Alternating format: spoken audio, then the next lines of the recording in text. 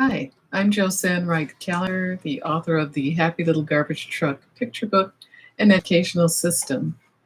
We've been doing these talks on how to think for yourself, covering many different topics that Z. Hereford stated in her article, How to Think for Yourself. And I really loved how she shaped her article so that it included 5 steps towards that end. And, to be able to distill um, that broad topic down to 5 individual steps, I thought was just brilliant. Those steps were develop a strong sense of self, being able to keep oneself well informed, being flexible no matter what comes your way. And we're on number 4, identifying biases. And, she wrote this article several years ago before a lot of our conversation and thoughts were, I guess, directed toward thoughts of what makes a situation a racist or prejudicial type of encounter for us. So the interesting thing was that implicit that I gave yesterday, which is actually an acrostic, I said an anagram, the individual letters of what creates the word implicit that the association or the American Academy of Family Physicians gave was a real good way of kind of looking at different aspects of our own lives that we can make better, we can do something about. Well, I was speaking about my blogs with my sister, and a young adult book that I'm writing, which it takes place in the 40s. And my sister, who is an OBGYN, was telling me about a book that she had found that was really interesting to her. It's called Blind Spot: Hidden Biases of Good People. And, it's kind of intriguing because, I always feel like we don't have biases. And I shared with you earlier that I, found out that I did towards one of my parents, which I feel really badly about because he ended up being one of the best parents I had had in my career. Very good father, very diligent worker.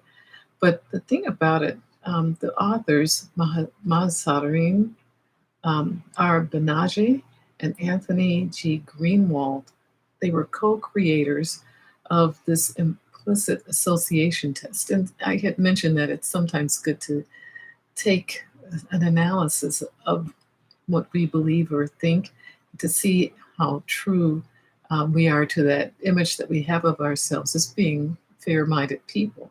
So that's why this title kind of intrigued me.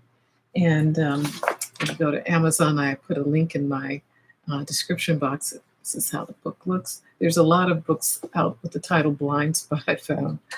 But as I had just begun reading it, but it occurred to me, whatever this test reveals, working on ourselves is a lifetime work. It's a lifetime job.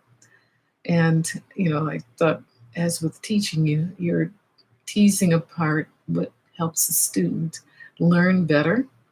And with our own selves, we're constantly correcting our vision and looking at what makes us tick, what makes us select or jump to conclusions. And, it's just a lifetime job if you're a cognizant person and you really, you're a self-reflective person. So when we really don't know what has affected our choices or what has caused us to make a specific decision or judgment, whether we're responding to an event, a situation, or a group of people, it's like we're being guided or directed by an unknown, and in particular, those thoughts that we might have may not be based on facts. And that's the thing that kind of, stimulated my thinking. And I says, could these images be something that we glean from the media, from television or movies, or uh, something that another friend shared with us that happened to them? How do we come to these conclusions and biases? And what I believe Miss Hereford, why she selected implicit biases, is because when we're learning to think for ourselves, we can't allow ourselves to be guided or directed by what others think and have them form our decisions and thought processes. We need to make our own critical thinking decisions of each event, individual that we encounter, or situation. So, what I thought about was all of this is going on beneath the surface. So, in order to, since our subconscious mind is what causes those biases, we need to delve down deeply to see what is actually creating those subconscious thoughts. Because the more we can take control of what created those thoughts, those biases, the more we can make authentic choices and become that person that we really want to be within our hearts and our souls. And we can become our own personal best selves.